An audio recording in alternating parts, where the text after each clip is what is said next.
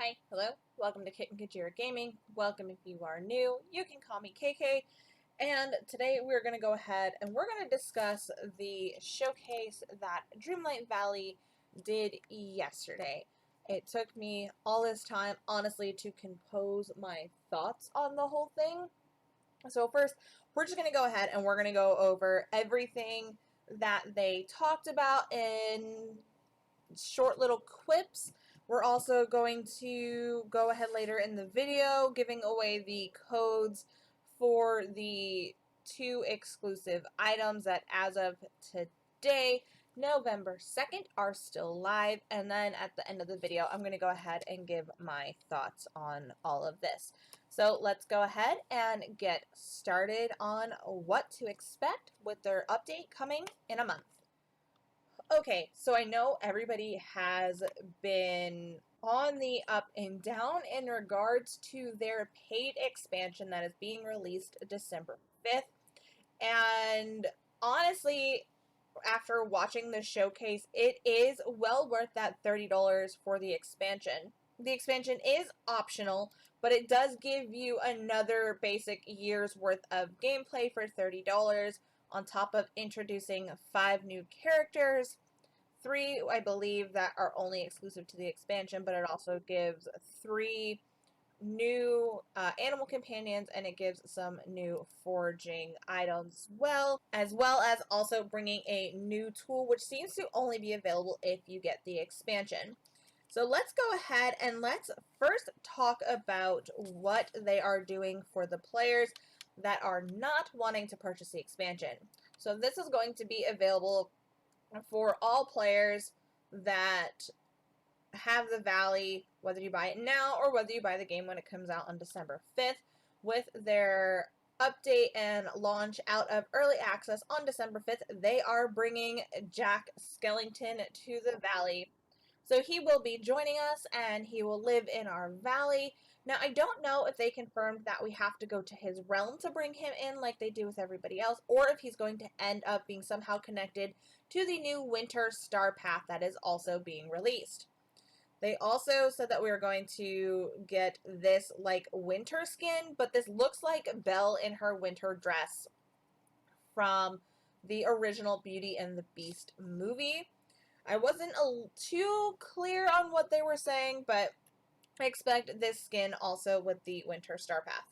The next thing that they are bringing to the Valley is their multiplayer option. Now, the multiplayer option is available for everybody, whether you buy the expansion or not, and from what we can discern from this information, so far they are allowing 4 friends to be able to come visit your valley.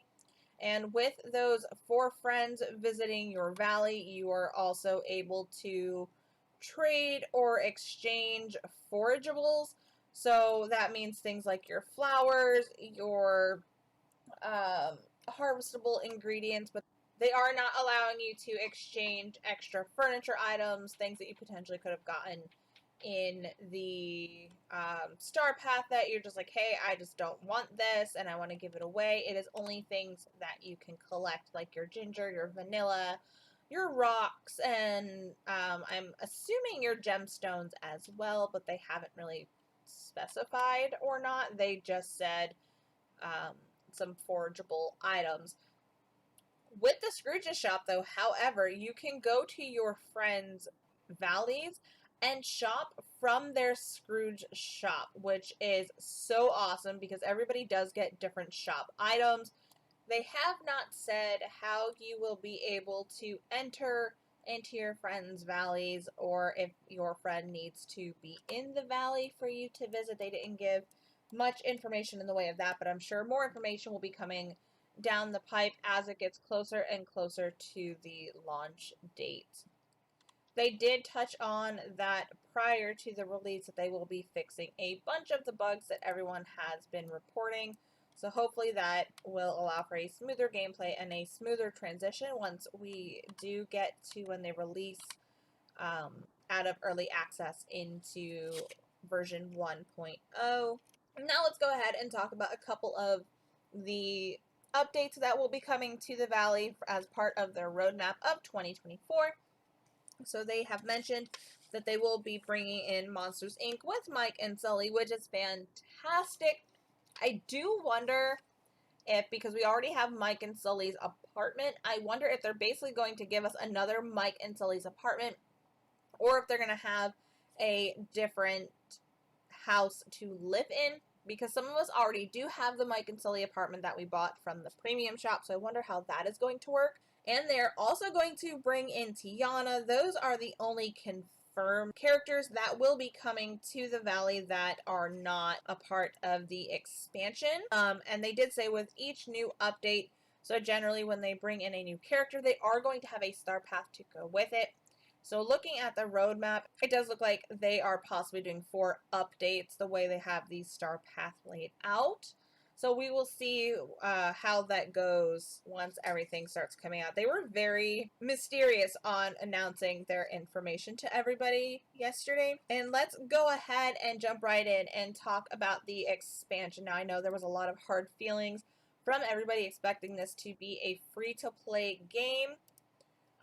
With them bringing the expansion, and I know that made a bunch of people really, really upset, and rightfully so. When you were promised one thing, it kind of feels almost like a bait and switch. However, I will say, with the way they have everything planned out, if everything goes the way they're saying it is going to go, I very much believe that it is well worth the $30 for the expansion. Again, the expansion is optional. It is not something that you absolutely have to do, but given everything that they are releasing, it does make it seem like it would be worth it. So it does look like with the opening of the expansion, they are opening basically a whole new world for you to explore. And it also comes with its own 3 biomes. Those biomes being their ancient lands, which is more of like a ruins and port town. And then there is a biome that is split in 2 according to them, where if you look, it almost looks like the palace from Aladdin, where on one side they have the glittering dunes, which is your desert biome, and then on one side they also have a jungle biome, which they are calling the Wild Tangle. They have announced that when you first get into the Rift in Time expansion, you are going to be met with Eve. So Wally does get his love brought back to the Valley. So our little robot friend will definitely be super, super happy to have Eve back in the Valley. But when you meet her, they say you need to basically make her become your friend, because she is the one who grants you access to the hourglass. And the hourglass apparently can be used in both the original Valley and this new Valley that is a part of the expansion. And the hourglass sees basically these magic orb type items shown somewhere, I guess, sort of like how if you look here where we have the sparkling ground for the dirt. I'm assuming that's how it's going to be with the hourglass as well. Again, they weren't very clear on how this works, nor were they clear on what these items were going to help with when you do pull them up out of the dirt.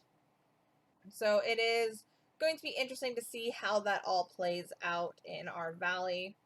Like I said earlier in the video, they are announcing that we are getting 3 new animal companions exclusive to the expansion. So that's a capybara, a cobra, and a monkey, which is super cool. I do know that they had said that they are releasing a flowered capybara in their gold game if you buy their gold one. So it is cool that they are also introducing new animals. And I do wonder if your animal companions can also go back and forth between valleys. I guess that's something we're going to have to see and figure out as the game plays on. They have also introduced a couple of new forageables that includes things like strawberries, cinnamon, and figs. I am wondering with the expansion, however, if we are going to see recipes with the expansion, if they're going to show these recipes in the valley as well to those that don't have the expansion, because that would be really, really sad for those that don't have it. to see these recipes pop up and you're not able to do them because the ingredients are locked behind that paywall of the expansion. So here's hoping that the only way to get those recipes that require those exclusive ingredients only pop up to those of you that only have the expansion. And I am so sorry my words seem kind of all jumbled. I have everything written down on how I want to talk about this, and it's not coming out right, so I do apologize. They did say that your characters that are coming from the new expansion can go into your original valley. Now, they also did say that you can decorate and place villagers in this new valley, but they didn't say that your original valley characters can go to the new expansion, but the characters that are in the expansion can go back to your valley. Each world, so your original valley and the expansion, do have their own item limit, which I wish they did away with the item limit, but at least they don't coincide with both, so that does help in terms of those of us that do like decorating. Another new feature that they are bringing up is they're bringing up this chess-like board game. They did say you basically like put players around and you move them. Kind of looks halfway like chess, halfway like Reversey or Othello. So it is going to be interesting to see how that plays out. And I don't know if they said that this is something you can do multiplayer or if you're playing against a PC, but it is something to look out for. Something that a lot of us are super excited for is they're going to be automating a bunch of items. So they have their ancient items that they have brought up. That includes things like a sprinkler system and a batch cooker, which I know the batch cooker everybody has been waiting for. Unfortunately, if you take a look at this little clip here that they have of the batch cooker, it looks like you have to pay to use the batch cooker. Don't know how everything is going to end up costing. So I don't know exactly any of the mechanics of the batch cooker, nor did they say how it was going to work exactly. But it is showing that you do have to pay to use the batch cooker. So I'm wondering if A, it is only available if you have the expansion, and B, what is this cost of gems? Is it really going to cost, like it says here, 25 what looks like diamonds per item to batch cook? Because that is just not cool, and honestly that seems like more hassle than it's worth just to sit there and autofill everything in Remy's shop. They also didn't say if these ancient items like the sprinkler system and the batch cooker can go between the expansion and the valley, or if it is one or the other exclusive. And they didn't mention if we're going to have something new like Remy in the expansion either.